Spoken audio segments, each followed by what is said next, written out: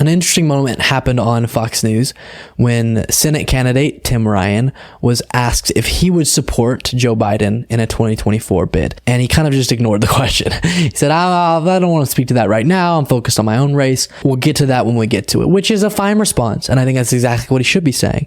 But I think it represents usually an incumbent president who has the ability to run again and has said they're planning on it, will get the support of people in their own party saying, yeah, if they're the nominee, I will, or if they choose to run, I'll support them. And that's been the response of most people who say, if Joe Biden runs, I'll support them. Just like, Bernie Sanders says that still. But I think people are recognizing, especially those like Tim Ryan, who is running in Ohio, so a very purple state, recognizing that maybe distancing himself from Biden is a good move because of how unpopular Biden is right now. So we're going to get to in a second Biden's unpopularity and how this might be a larger move of people in the Democratic Party trying to distance themselves from Biden in their midterm races. But first, let's just watch this moment that happened on Fox News. Final question to you. There was the first presidential primary state New Hampshire poll. It came out yesterday, and it showed support for this president, President Joe Biden, for his reelection. It is plummeting. In fact, it suggested that Biden and Buttigieg are now tied in a hypothetical 2024 presidential primary matchup. Do you support the president in his reelection bid?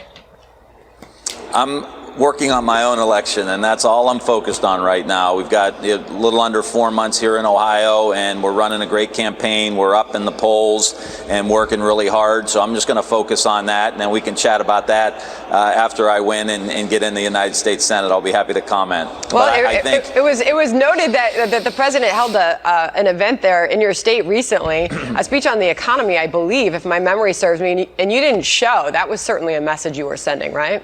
Well, it was an event where we saved 100,000 pensions in Ohio through the rescue package, which was significant. Many of those Teamsters, working class people, it was a great thing. But I had commitments in Southern Ohio, and I'm not going to back out on normal Ohioans, average Ohio. I will say, don't ever say normal when you're a politician talking about your constituents or talking about, average voters, the everyday voter.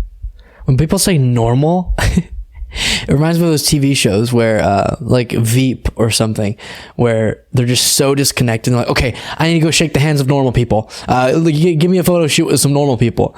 I don't know why. Just normal makes it sound like you think of them as just a different species. But anyways, continuing. Iowans to like a schedule that I had and then leave them to go see the president. Like, I'm not doing that stuff. These are great people, and I'm gonna keep my meetings. But we got to get focused on the economy, and that's what we're doing in rural areas as well. And that's where I've been campaigning. So I'm not going to.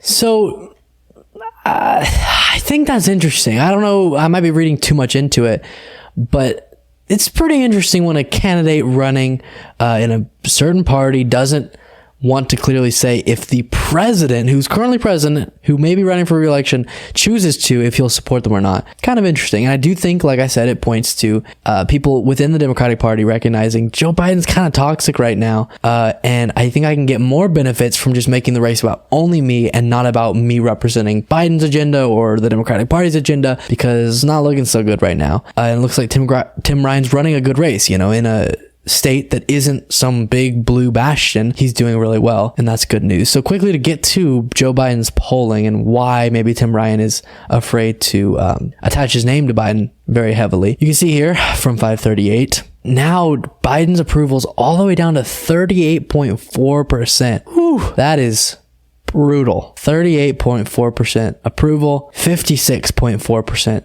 disapproval. So that might be it. When you're running in a state where the majority of the people that you're trying to win over likely aren't going to have the most favorable view of Joe Biden, maybe you don't come out and attach your name to him. Maybe you don't say that you're supporting him in his race. Now, do I think this level of disapproval for Biden is warranted? I don't. I think a lot of the factors that are causing people to disapprove of him are economic related, and those economic factors would have been at play with any president just based on the horrible economic conditions that kind of spiraled out of control after the pandemic. It would have happened under any president. But I think it's smart, if you're a Democrat and you're trying to run your own race, to be cognizant of the fact that Biden is very unpopular right now, and maybe you have a better chance of running your race and being successful in it if you don't be seen, with linked arms with him too much. So interesting stuff.